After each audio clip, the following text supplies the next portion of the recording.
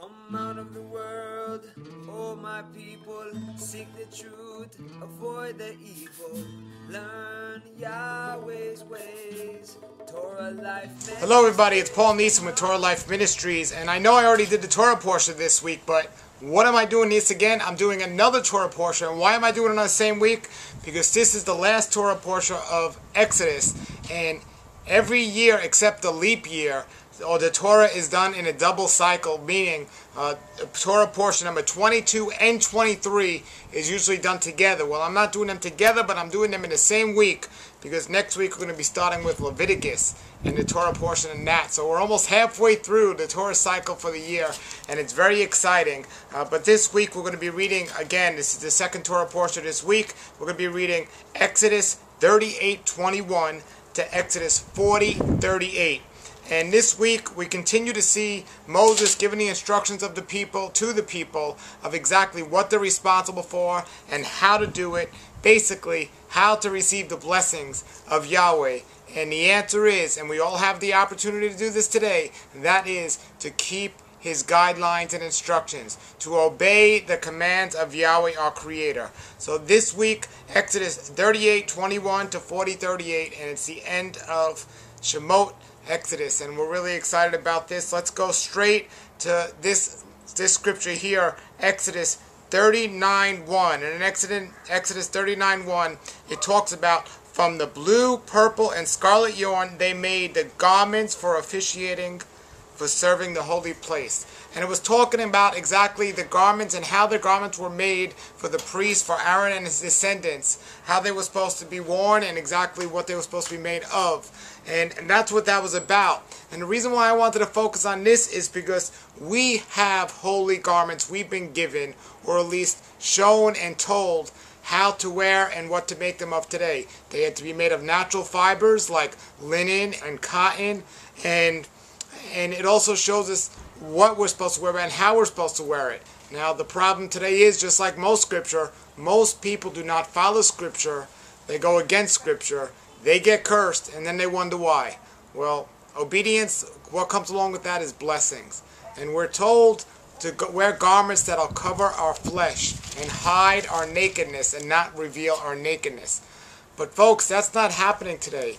You see, in the old days, people used to have be ashamed if they were revealing their nakedness. Today, people are taking pride in their nakedness, but the scriptures show over and over again, nakedness and shame go hand in hand, and that's the way it was meant to be always.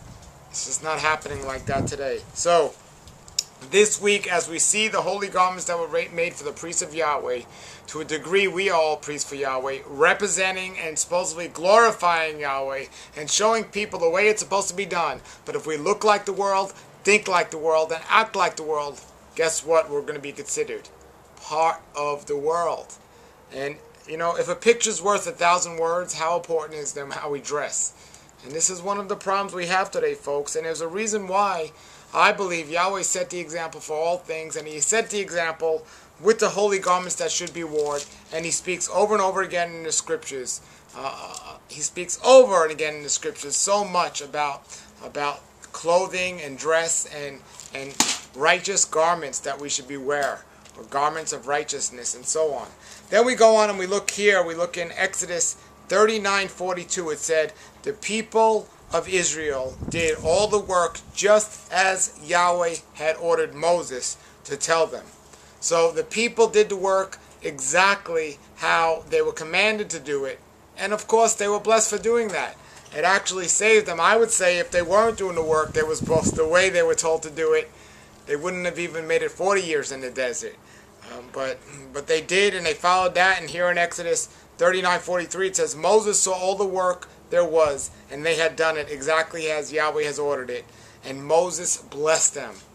You see, folks, blessings come along with obedience. I could say it over and over again because it's true.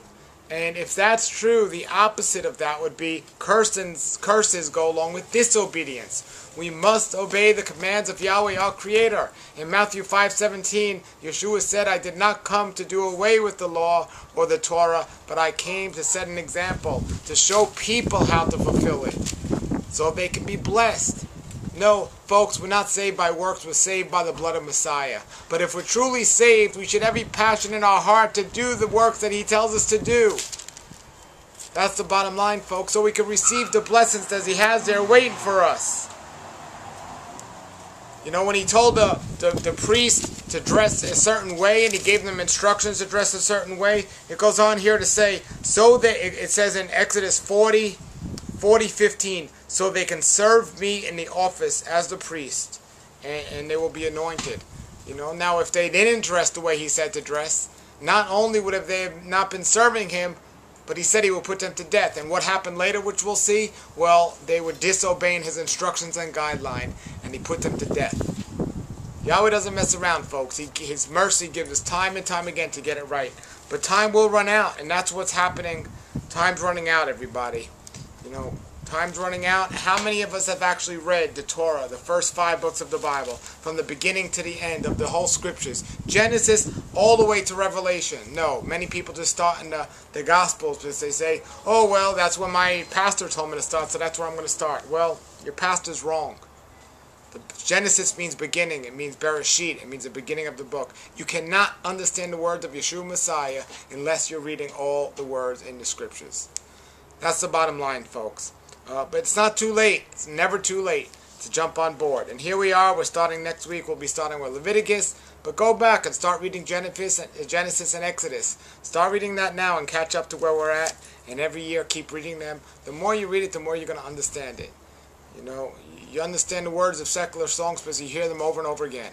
You know who won American Idol last year? Because you watched that. Well, start reading the scriptures so you'll know what it's saying in there. And you'll know the people in scriptures and the meaning of why Yahweh set as an example the guidelines and instructions he did and why he put it there, so you won't have confessions, confusion, or excuses of how to glorify Yahweh, your Creator. All right, everybody, this is Paul Neeson with Torah Life Ministries saying, have a great day and shalom, shalom, and have a great Shabbat this coming Shabbat. Come out of the world, oh my people, seek the truth, avoid the evil, learn Yahweh's ways.